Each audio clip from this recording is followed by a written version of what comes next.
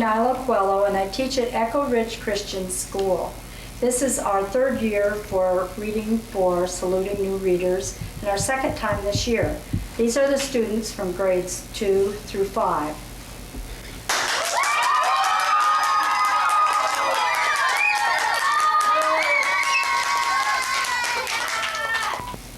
Hi, my name is Lauren Wallen, and today I'm going to be reading We're Going on a Bear Hunt. We're going on a bear hunt. We're going to catch a big one. What a beautiful day. We're not scared. Oh no, grass, long, wavy grass. We can't go over it. We can't go under it. Oh no, we've got to go through it. Swishy, swashy, swishy, swashy, swishy, swashy. We're going on a bear hunt. We're going to catch a big one. What a beautiful day. We're not scared. Oh no, a river, a deep, cold river. We can't go over it. We can't go under it. Oh no, we've got to go through it. Splash, splosh, splash, splosh, splash, splosh. We're going on a bear hunt. We're going to catch a big one. What a beautiful day. We're not scared. Oh no, mud, thick, oozy mud. We can't go over it. We can't go under it. Oh no, we've got to go through it. Squelch, squirch, squelch, squirch, squelch, squirch. We're going on a bear hunt. We're going to catch a big one. What a beautiful day. We are not scared. Oh, a forest, a big, dark forest. We can't go over it. We can't go under it. Oh no, we've got to go through it. Stumble, trip, stumble, trip, stumble, trip. We're going on a bear hunt. We're going to catch a big one. What a beautiful day. We are not scared.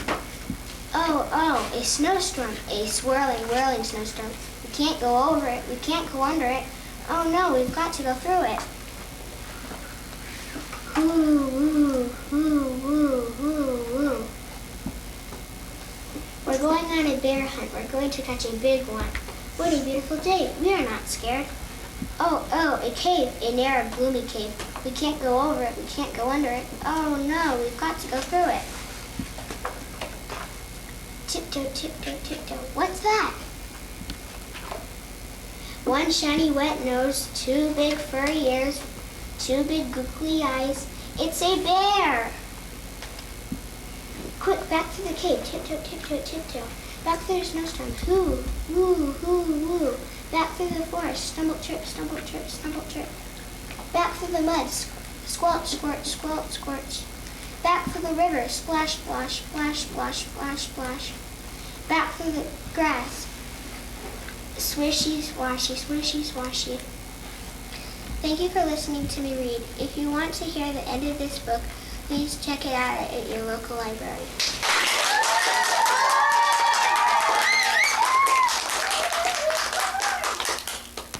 Hi, my name is Brent Waldemir. Today I'm going to be reading Clifford's Family. Hi, I'm Emily Elizabeth, and this is my dog. His name is Clifford. We live in a small town now, but we were both born in the city. One day we went back to visit our old home in the city. Clifford hadn't seen his mother since he was a tiny puppy. She hardly knew him. She still treated him like a puppy. She checked his teeth, and she looked at his ears to see if he had been washing them. The man told us where Clifford's brother and sisters lived. We went to find them. Clifford's sister, Claudia, lived nearby. She was taking her owner for a walk. We went to the park with them. A taxi was blocking the crosswalk. Clifford took care of that. Next, we found his brother, Nero. Nero was a rescue dog at the fire station. While we were there, the alarm rang. We followed the fire truck. Nero rushed into the building. Clifford helped him.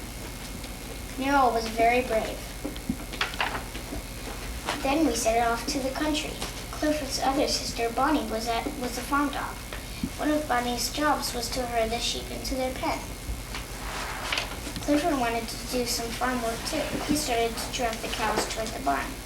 One of the cows was a bull, and bulls don't like the color red. Clifford wasn't scared. He was smart. He didn't want to hurt the bull, so he jumped out of the way. When Clifford jumps, he really jumps. When we had one more place to visit. It was Clifford's father's home in a town nearby. The house was small, and there were a lot of kids playing in the yard. Clifford's father didn't have a collar or a dog dish or a dog house, but he seemed very happy. I guess it was the kids. He sure loved kids. He was a lot like Clifford, just a little smaller. Clifford wished his family could come and live with us. They had all the people, but they all had people who needed them, just as I need Clifford, the best dog of all. Thank you.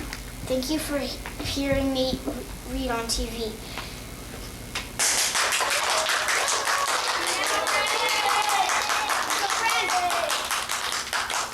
My name is Bobby Donovan, and I will be reading If You Give a Pig a Pancake. If you give a pig a pancake, she'll want some syrup to go with it. So you'll give her some of your favorite maple syrup. She'll probably get all sticky, so she'll want to take a bath. She'll ask you for some bubbles. When you give her the bubbles, she'll probably ask you for a toy. You'll have to find your rubber duck. The duck will remind her where she was born. She might feel homesick and want to visit her family. She'll want you to come too. She'll look through your closet for a suitcase. Then she'll look under your bed. When she's under your bed, she'll find your old tap shoes. She'll try them on. She'll probably need something special to wear with them. When she's all dressed, she'll ask for some music. So you'll play your very best piano piece, and she'll start dancing.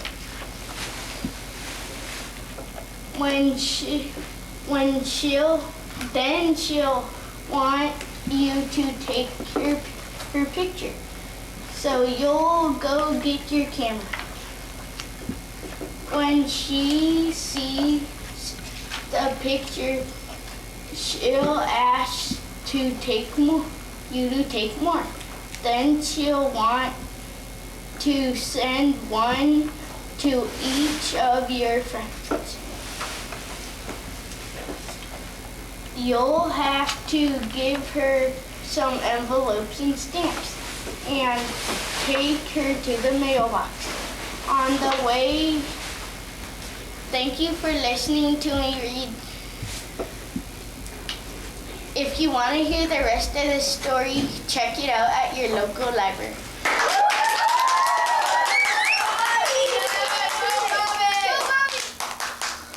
My name is Joey Donovan, and I'll be reading Henny Penny. One day, Henny Penny was eating corn in the farm when whack, an acorn fell on her head.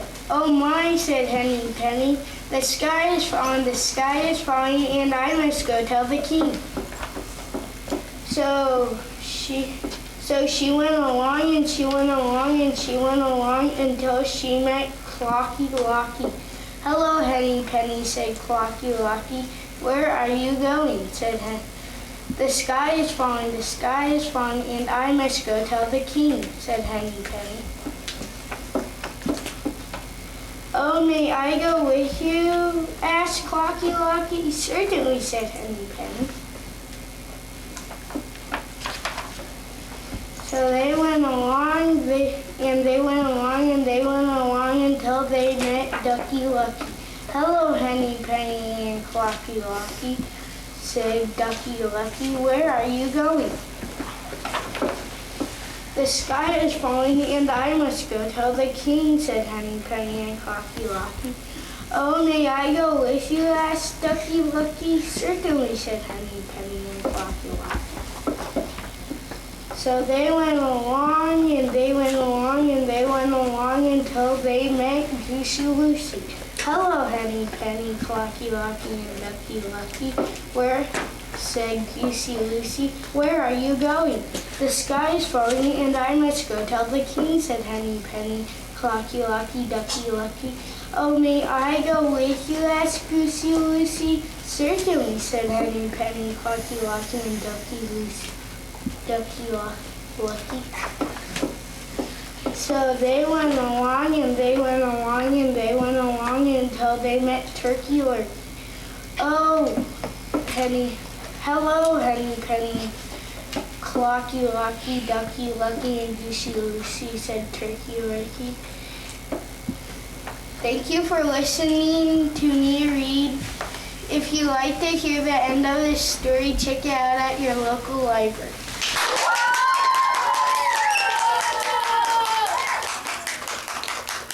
Hi, my name is E.J. Burke and I'll be reading Balto.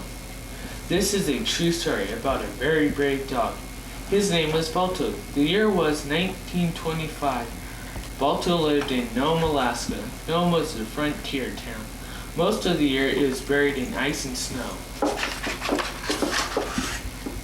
In the winter there was no way to travel through the ice and snow.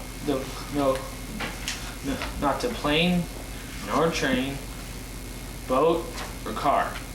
The only way to travel in Alaska was by dog sled. Balto was a sled dog. He worked for a gold miner camp not far from Nome. He helped carry food, tools to the miners. It was a good life for a sled dog. Balto's driver was Gunner. Gunner made Balto his lead dog. The lead dog runs in front of the team. He follows the trails. The other dogs do what the lead dog does. So the lead dog has to be smarter and stronger than all the rest of the dogs. One cold winter day, a trouble happened in Nome. Two children got very sick. The parents called the doctor. The doctor was the only doctor in town. When the doctor saw the children, he was very worried. They were sick. The doctor needed medication. He didn't have it.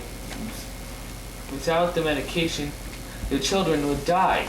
Without the medication, other people in Nome would die too. The doctor knew he had to get the medication fast. The hospital in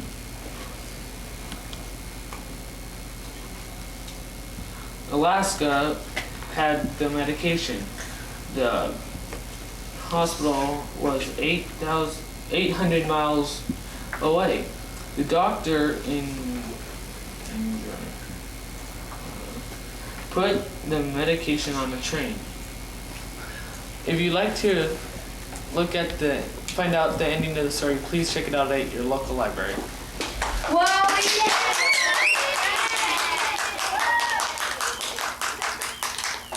Hi, my name is Sunny Gill, and I'm going to be reading George and Martha One Fine Day. One morning when George looked out his window, he could scarcely believe his eyes. Martha was walking the tightrope. "My stairs!" cried George. "I can never do that." "Why not?" said Martha. "It's tons of fun." "But it's so high up," said George. "Yes," said Martha, "and it's such a long way down." Said George. "That's very true," said Martha. "It would be quite a fall," said George. "I see what you mean," said Martha. Suddenly Martha felt uncomfortable. For some reason, she had lost all her confinements. She began to wobble. George realized his mistake. Now he had to do some fast talking. "Of course," he said, "anyone can't see you both walking the tightrope." "Oh, yes," said Martha. "Can't we?" said George. And if you love what you do, you'll be very good at it too. Martha's confidence was restored. Watch this, said Martha. She said. Martha did some fancy footwork on her typewriter.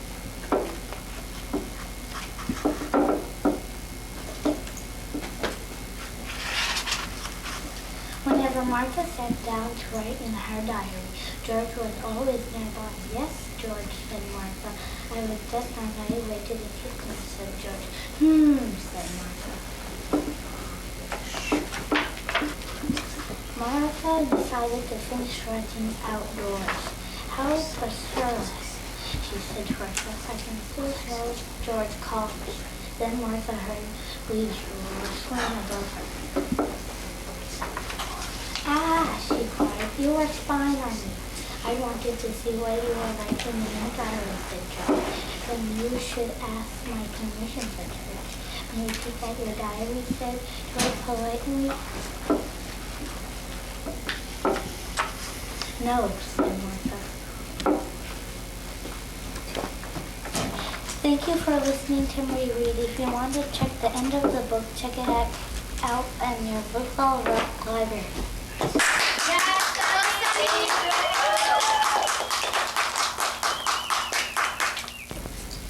Hi, my name is Dania, and I'm going to be reading Red and I Visit the Vet. Today we need to take Red to see the vet. The vet's name is Dr. Chain. She asked Red a lot of questions, but Red is shy, so I have to answer for him. Dr. Chain looks in Red's mouth. Red, how are your teeth? She asked. Red does not answer. So I do. I help Red keep his teeth clean. Dr. Chain checks Red's nose. Red, how is your nose? She asks. Red does not answer. So I do. His nose is always cold and wet. Dr. Chain listens to Red's chest. So Red, how does that old chest today? She asks. Red and I are quiet so Dr. Chain can listen. Dr. Chain needs to check. Dr. Chain needs to check Red's feet. How are your feet today? She asks. Red does not answer, so I do. His feet always get him where he wants to go. Your pet seems very healthy, says Dr. Chain. Keep taking good care of your pet. Feed him and give him water. And he needs a walk every day, rain or shine. Red, you passed your checkup.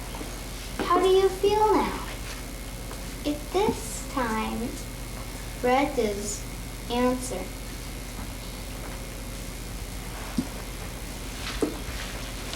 Thank you for listening to me read. If you want to listen to the rest of the book, check it out at your local library.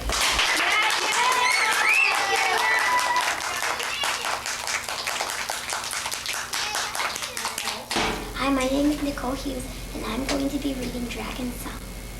Once upon a time, a great big dragon sat in his dark, dreary cave on a bright, sunny morning. He felt sad and lonely and wondered what to do. Outside Dragon's cave, a beautiful lark perched on a nearby tree. She sang a soft, quiet song. She saw no one to sing to, so Lark felt sad and lonely. Dragon heard the birds singing. Aha, said Dragon. What I need is a bird to sing in my cave. Happy songs will make me feel cheerful. Dragon peeked outside. Come into my cave, Lark, said Dragon, so I can hear you sing. No, said Lark, looking into the cave. Surely I could not sing in such a place. What is wrong with this place, asked Dragon, who never went outside. He loved his big roomy home, but Dragon wanted the bird to sing in his cave. He needed to hear songs to make him feel cheerful. Look how dark it is, said Lark. I couldn't sing in a dim, gloomy cave. You must light some candles and make it bright and shiny. Dragon looked at his cave. The darkness made him feel warm and cozy. He liked to sit in the middle of it and read, but Dragon wanted the bird to sing in his cave. He needed to hear songs to make him feel cheerful. Feel how soggy it is, said Lark. I couldn't sing in a damp, wet place. You must get a towel and wipe it up. Dragon touched the wall of his cave. The moist rocks made him feel relaxed and restful. He liked to sit against them and feel the slime. But Dragon wanted the bird to sing in his cave. He needed to hear songs to make him feel cheerful.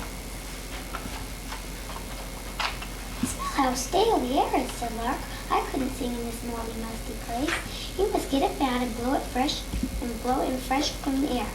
Dragon smelled his cave. The stale air made him feel snug and comfortable. Still, Dragon wanted a friend for his cave, and he needed to hear songs to make him feel cheerful. Still, Lark needed someone to listen to her songs.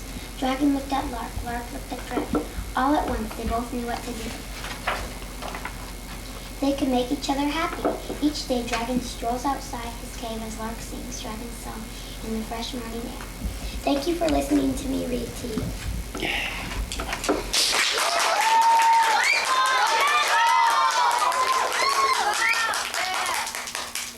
Hi, I'm Joey Chavez and I'll be reading Puddle Trouble.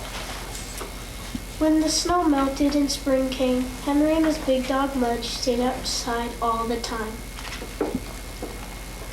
Henry had missed riding his bike. Mudge had missed chewing on sticks. They were glad it was warmer. One day, when Henry and Mudge were in their yard, he saw something blue on the ground. He got closer to it. Mudge, he called, it's a flower. Mudge slowly walked over and sniffed the blue flower. Then he sneezed all over Henry. "Aw, Mudge," Henry said. Later, Henry's mother told him that the flower was called a snow glory. "Can I pick it?" Henry asked. "Oh, no," his mother said. "Let it grow." So Henry didn't pick it. Every day he saw the snow glory in the yard, blue and looking so pretty. He knew he shouldn't pick it. He was trying not to pick it, but he thought how nice it would look in a jar. He thought how nice to bring it inside. He thought how nice it would be to own that snow glory. Every day he stood with Mudge and looked at the flower. Mudge would stick his nose into the grass all around the snow glory, but he never looked at it the way Henry did. "Don't you think the snow glory has been growing long enough?" Henry would ask his mother. "Let it grow, Henry. Let it grow, Henry," she would say. Oh, Henry wanted that snow glory, and one day he just knew he had to have it. So he took Mudge by the collar and he stood beside the snow glory.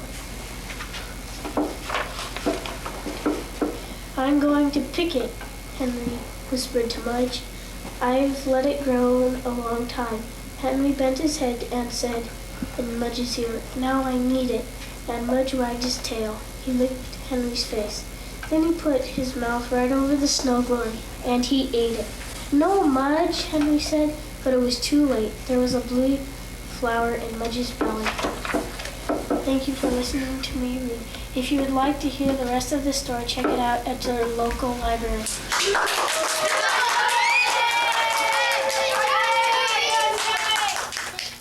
Hi, my name is Christian Teff, and I'll be reading Chomp, a book about sharks.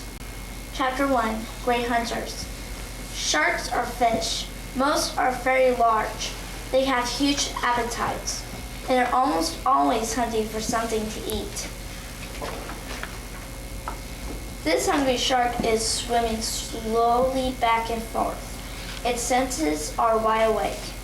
Suddenly, the shark smells something. It is blood in the water. The blood is about a mile away. That's as long as 20 blocks. The shark speeds towards the smell. The shark also picks up some faraway sounds. The shark's ears are two small holes in the skin. It hears something moving in the water. The shark swims even faster. The water is dark, but the shark sees well in little light. It spots an injured seal. The seal has been badly cut. There is blood in the water. The shark circles around, comes in closer and closer. Suddenly, the shark lunges. Chomp! It sinks its teeth into the seal. The shark rips off a large chunk of flesh. Gulp! The shark swallows it whole. All at once, other sharks appear. They churn and shake the water. Each wants the same seal. The sharks snap at and rip at the seal. They bite each other. Sometimes they even bite themselves. It's called a feeding frenzy. Soon there is little left of the seal. The feeding frenzy is over.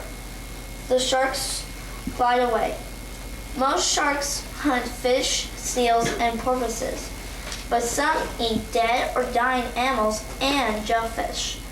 A few kinds of sharks feed on tiny sea plants and animals. Chapter 2, Powerful Swimmers. Sharks seem made for swimming. Most have slick, rounded bodies. They slip easily through the water.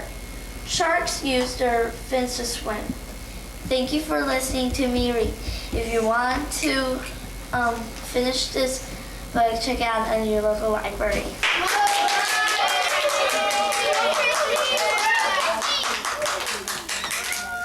Hi, I'm Vincent Hiscock, and I'm going to be reading The Prodigal Wolf by Gary Richmond. Hi, I'm Gary Richmond, and I'm a zookeeper. As a zookeeper, I've learned a lot about God's wonderful animals. At the same time, I've also learned a lot about God. This true story is about a wolf named Niki who thought he was a dog. I think you'll like it. In 1966, a young married couple answered a newspaper ad. It read, "Wolf pups for sale, $175. Call SY 56781. They had always wanted to own an unusual pet. They went to see the wolf pups. The owner brought out 3 gray balls of fur. All of them were wagging their tails and whining happily. The little male wolf ran to the young couple and jumped up to be held. The wife snuggled him close to her ear. The wolf pup licked her face and ear. "We'll take this one," she said. "That wolf thinks he's a dog," said the man. "He's the friendliest wolf I've ever seen. His daddy is good with most folks, but there are a few he doesn't like. They have to watch out or he'll get them good. That pup's different though, at least right now." The couple wasn't listening very well. They were hugging and playing with the little wolf puppy. The husband gave the man $175. Then they carried the excited puppy to the car. The young couple was so thrilled. The wife held the pup on her lap. He slept most of the way home. On the way, they decided to name the little wolf Niki. They went by the market and spent the rest of their savings. They bought dog food, a red collar, dog toys, and a bed for Niki. Niki's 2 favorite things to do were digging and chewing. He chewed up everything in sight, even shoes and furniture. Niki was always digging out the backyard, trying to make a den, as any wolf would normally do. By the time Niki was 6 months old, he weighed over 100 pounds. He was playful and loving to everyone. One evening, the young couple left Niki in the backyard digging away. The wife said, "We're going to the store. Be a good boy, Niki. We'll be back in a little while with a treat for you." Niki looked up. Thank you for listening to me read.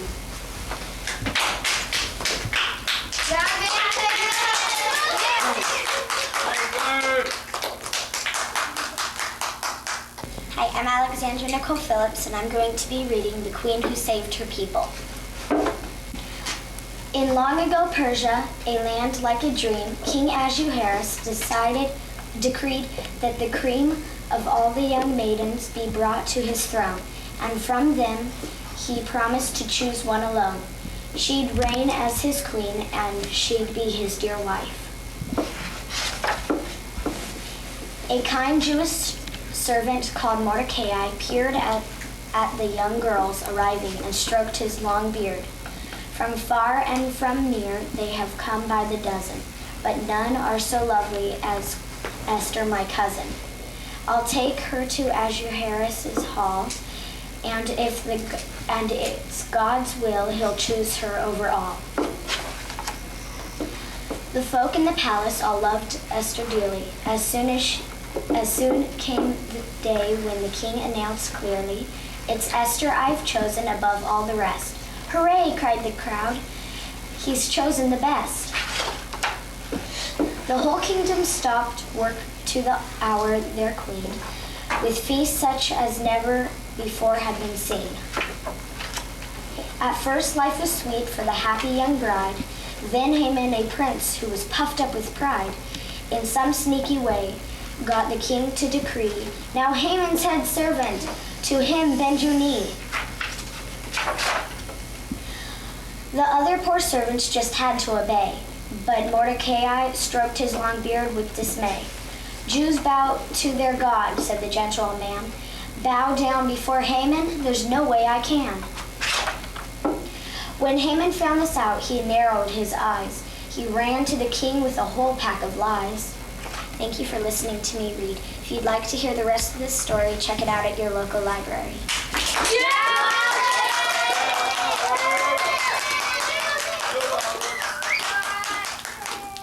Hello, I'm Farron Winkett, and I will be reading A Scary Night at the Zoo. Hi, I'm Gary Richmond, and I'm a zookeeper. As a zookeeper, I've learned a lot about God's wonderful animals. At the same time, I've learned a lot about God. This is a true story about a big, mean chimpanzee named Toto and a scary walk in the zoo. Joey was the zoo security guard. He pulled his car to a quick stop in the aquatic section. That's where the water animals live. There in the dark shadows was a large male chimpanzee. The chimp was walking towards the sea lions area. Joey had worked at the zoo long enough to know that this was Toto. The zoo had 8 chimpanzees. Toto was the worst one to find, almost a mile from his cage in the dark. Toto had been a circus chimp and had probably been treated badly. He was crazy. He never knew what he might do next. He would be gentle and friendly one minute, then he would be mean and dangerous the next. Joey rolled up his window and locked all the car doors. Then he picked up his walkie-talkie. He clicked it on, and it crackled to life. Joey whispered, "Sam, this is Joey. You there? Over." Sam said, "Yeah, I'm here. What's up? You sound as if you're looking at a ghost." Over. "I wish I were," said Joey. "I'm by the chief keeper's shack just below the sea lion area, looking at Toto." Over. "That sounds like trouble," said Sam. "I'll call the zoo director and capture team right away. Do your best to keep track of Toto and keep me posted. And Joey, be very careful. From what I've heard, Toto is bad news." Joey watched as Toto began walking towards his car. For some reason, Toto stopped near the chief's shack. The truth is, Toto was lost. His cage in the health center had been Toto's home for 2 years. Thank you for listening to me read. If you'd like to see how the story ends, check it out at your local library.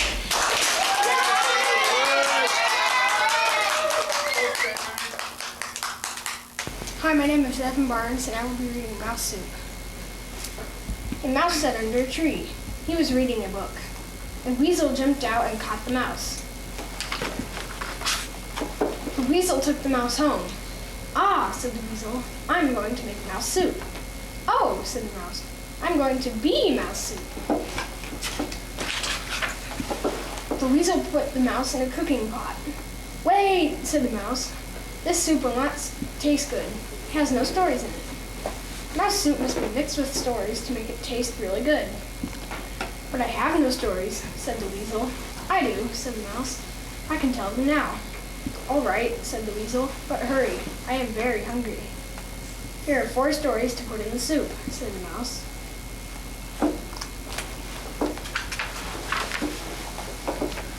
Bees and mud. A mouse was walking through the woods. A nest of bees fell from a tree. It landed on the top of his head. Bees, said the mouse, you will have to fly away. I do not want a nest of bees sitting on the top of my head. But the bees said, we like your ears, we like your nose, we like your whiskers.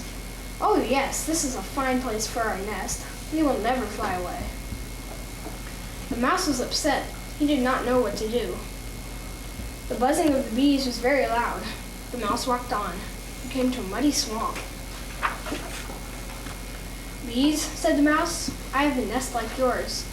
It is my home. If you want to stay on my head, you will have to come home with me. Oh yes, said the bees. We like your ears, we like your nose, we like your whiskers.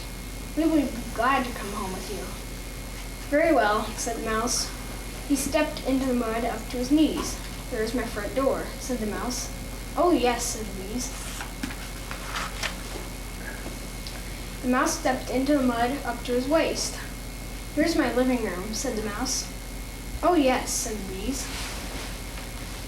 Thank you for listening to me read. If you want to hear the rest of the story, check it out at your local library.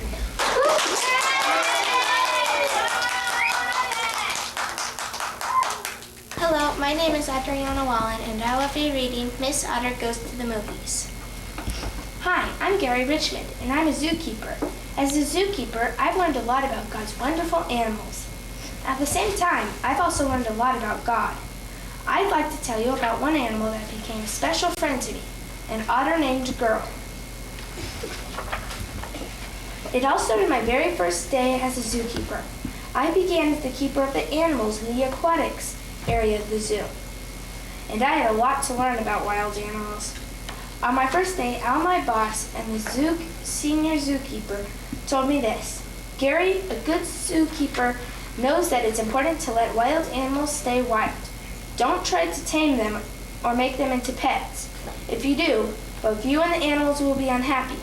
They will no longer be what God wants them to be. Most of the animals didn't make good pets anyway, so it was easy to follow the no pet rule most of the time. Sometimes I did wish I could make friends with the otters. They were so active, curious, and playful. One lady otter would stand at the gate and watch me prepare their food or clean their area. She looked as if she would make friends too. But I remembered Al's warning, so I kept my distance. One day, Fred, Al's boss, came to see me. He said, Gary, how would you like to tame that friendly lady otter of yours? A Hollywood movie director wants to use her in a movie 2 months from now. You don't have to teach her to do any tricks. Just make her so she won't bite anyone. It sounded like fun, and I agreed to try. I began by going into the otters area and sitting down quietly. I threw pieces of their favorite food near their pool. The food is a small sardine-like fish called smelt. Otters are curious animals, so they all swam over to see what I had thrown to them. They noisily ate their fish and waited for more. Thank you for listening to me read. If you would like to hear the rest of this book, please check it out at your local library.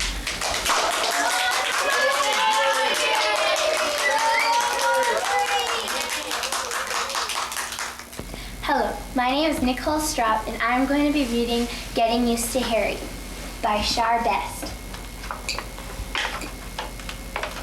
When Inky, my mother, married the shoe store man, there was music and dancing, kissing and hugging, and laughing and crying. Dumplings to drop, drinks to drip, and dress-up shoes from Harry's shoe store. Inky danced with Harry, Harry danced with me, I danced with Inky, and we all danced together. Isn't love the berry? Sang Harry.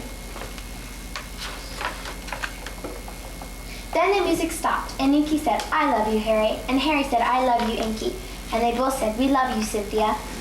But when Inky and Harry tootled off to the mountains, I had to go with Grandma. Love is pits, I told her.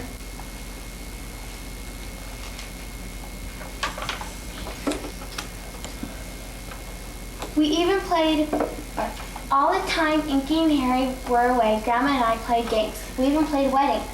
Grandma let me be the bride, and she was the groom. Pansy was Cynthia, but when I said toodaloo, Pansy, Grandma and I are off to the mountains. Pansy looked so sad that I came right back. Soon Inky and Harry came back too. They were full of flowers and red cheeks. And we missed you, Cynthia. Pansy got so excited when she saw Harry that she puddled. Harry got so excited when he saw Pansy that he sneezed. Inky said, I'm just wild about Harry. And I went to my room to play Martha. From then on, Harry was everywhere, standing, sitting, slipping and sneezing, washing, whistling, waiting and watching. Sometimes I wished Harry would just go home. Then I realized he was home. Before Harry, Inky always had time for barefoot ballet, the kitchen sink at Jan's ice cream parlor, and peppermint shampoo whenever Pansy started smelling like dog. After Harry, Pansy and I had to wait while Inky trimmed Harry's hair and tried on his shoes and danced cheeky to the music on the radio. Thank you for listening to me read. If you'd like to read the rest of the book, please check it out at your local library.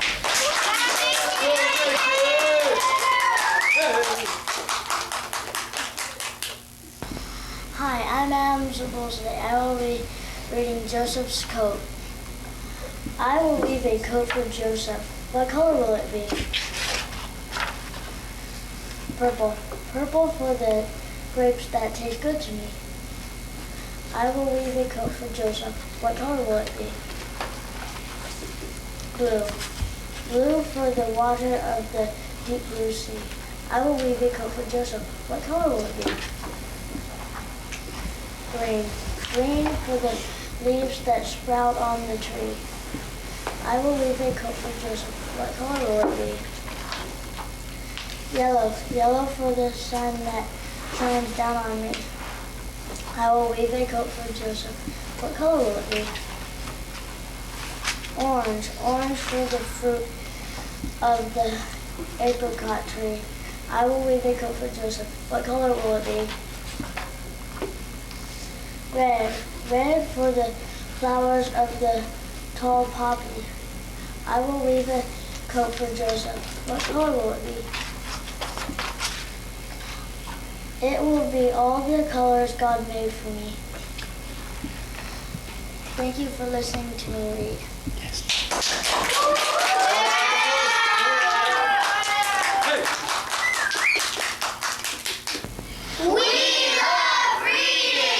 What do you love? Reading! And where do you go to school? Echo Ridge Christian School! And what do you love? Reading! Hip hip hooray!